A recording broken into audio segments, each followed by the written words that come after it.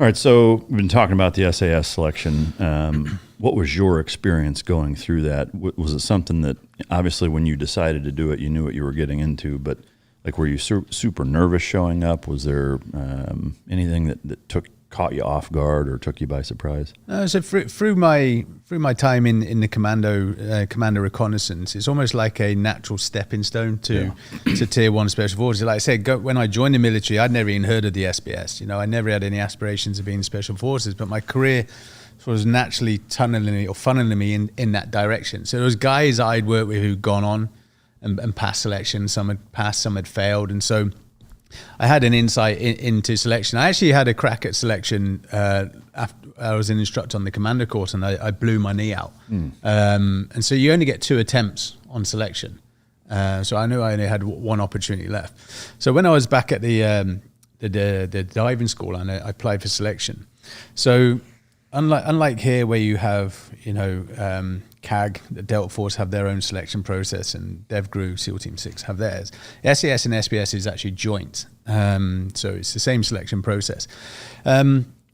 Prior to my selection, you could only go to the SBS if you're from the Royal Marines. It was 100% were from the Royal Marines, but for the SAS, you could join from the Royal Marines, from the Army, from the Parachute Regiment, from the RAF, or wherever.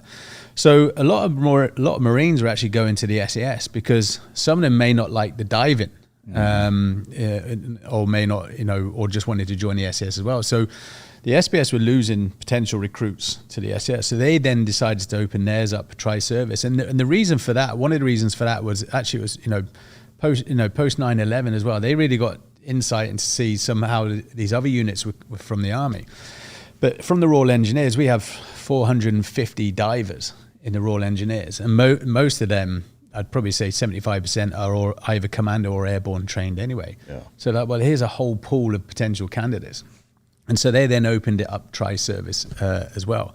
So for me, as I touched on earlier, I loved surfing as a young boy. I was in Free Commander Brigade, so I had the Green Beret, which the SBS have, and I was a senior dive instructor. So it was almost like the natural fit for me.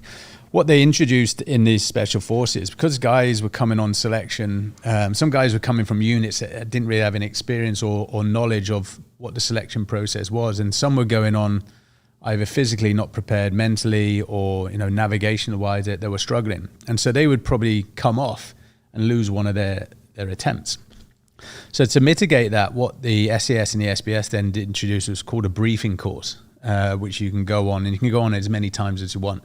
And it's a week at each of the units. You do a bit of physical training, SBS, they put you underwater, do some pool training, do navigational stuff. And they sort of get a gauge of where you're at, whether you should be on the next selection or maybe go away, do some training and be on one later on. So we have 2 selections a year. One is a winter course and one is a summer course.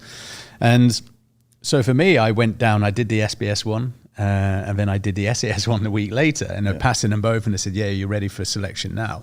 For me, the big takeaway was when I was with the SBS, they were in like frog shorts, t-shirts, he had Oakleys on, reef sandals. I'm like, this is my vibe, whereas the SAS guys were in like old school jungle kit. And so that's what I did. I volunteered for the SBS. And on our selection process, it's 6 months long.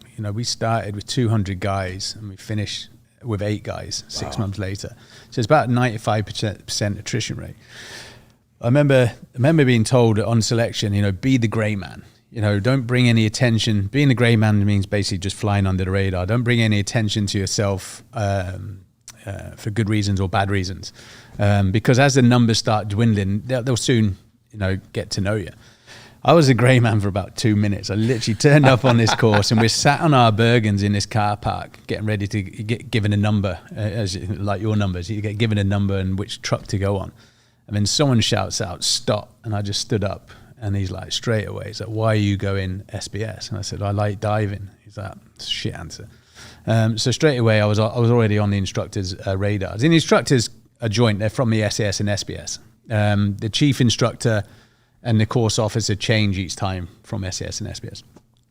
And so I remember the first 4 weeks is the hills phase, which basically you're on your own. You got a map, and you're going from checkpoint to checkpoint to checkpoint, and you're building up your navigational skills, your fitness. And then on the 4th week, you have a test week. We have to come in on the times. And for the listeners, it basically works on 4 kilometers an hour, which doesn't sound that fast, but it's you looking down on a map from it. So if there's a mountain in the way, you've got to get over it. And so yeah, as you go to the checkpoints tend to be on the top of a hill. And there's a couple of instructors in a tent on the top of the mountain, and then they basically give you tell them, you point to them where you are on the map. They give you the next grid reference. I mean, you work out time, speed, distance, tell them which direction you're going.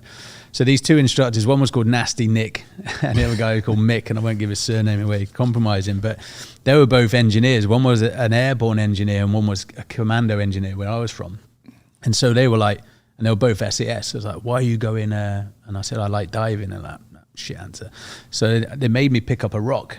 I had to stick this rock in my Bergen, and they made sure, they took a photo of it. They passed it on to the DS, and so when I finished it, to make sure the rock was in there. And this went on for about 2 weeks. So I'm like, hang on, I'm carrying extra weight than the other guys.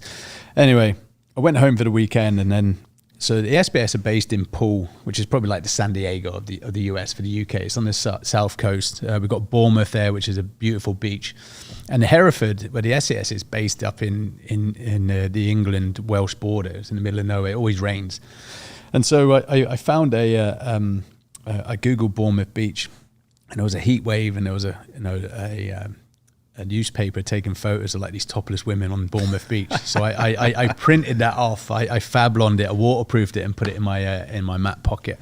Anyway, Monday morning, I'm running up this hill, and then there they are. Nick and Mick were in there, and they're like, right then, Stott. He said, why are you going SBS? And I put my weapon on my feet, keep it out of the mud, and I pulled out and I said, because that's not in Hereford. And they both laughed, and they were like, good answer. And I never picked up a rock. And so I made sure that I kept that in my map pocket for the rest of the selection. But what they're trying to do is, they're just trying to test you and, push you. I mean, also one of the ethos of special forces is humor, so I gave it back. And so I became one of the first. There was another guy in there as well going in the army. He became one of the first army guys to pass special boat service. And I think now 15% of the SBS come from the army. Oh, okay. Wow. And I don't think it's because of we opened the floodgates.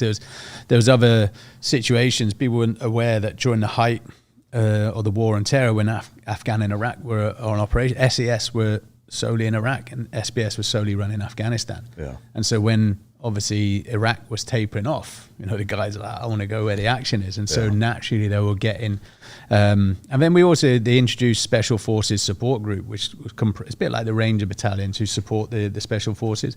And it was comprised of Parachute Regiment, Royal Marines and RAF Regiment. So, and what they tended to do, they'd stick the Royal Marines with the SAS in Iraq, and they stick the Parachute Regiment with the SBS in Afghanistan. So these Parachute Regiment were seeing what the SBS were doing, were like, I'm going there. Yeah. And so we were naturally getting guys anyway. So change direction. Yeah. So in that first 4 weeks of navigation, it sounds like that's very similar to the CAG selection. Yeah.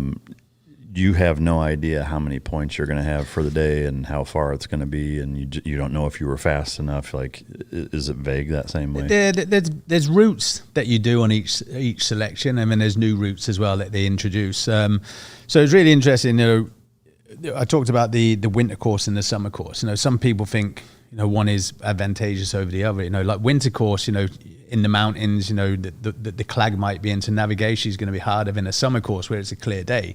But you then, by the end of the 6 months, you're doing your survival course in the summer, which is fine, whereas you're doing your survival course in the winter. So there isn't one that over the other. But yeah, to your question, there's certain routes that you know. But I remember I didn't get an opportunity to go do any of those routes because I was a senior diving instructor. I was still running my courses. I didn't get an opportunity to go out and recce any of these. But there were some guys on my selection from the Parachute Regiment, and they volunteered to be drivers on the last 2 selections before to drive the vehicles and drop the guys off. And they had real exposure of all the routes.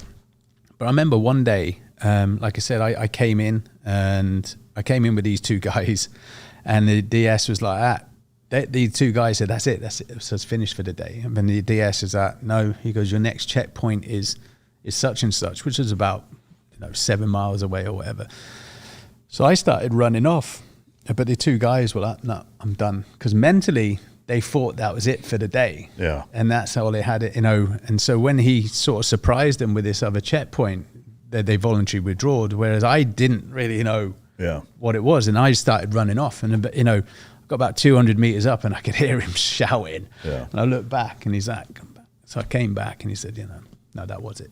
Oh, wow. But he was just testing them. Yeah. Because he knew they'd been on before, and that's the thing is with selection, you have to be self-motivated. Yeah. The instructors don't shout at you as well. And so as when you're on the ground, you think you're at the end of the mission. It's not, it's just a start. So they'll put a couple of little surprises in like that. Yeah.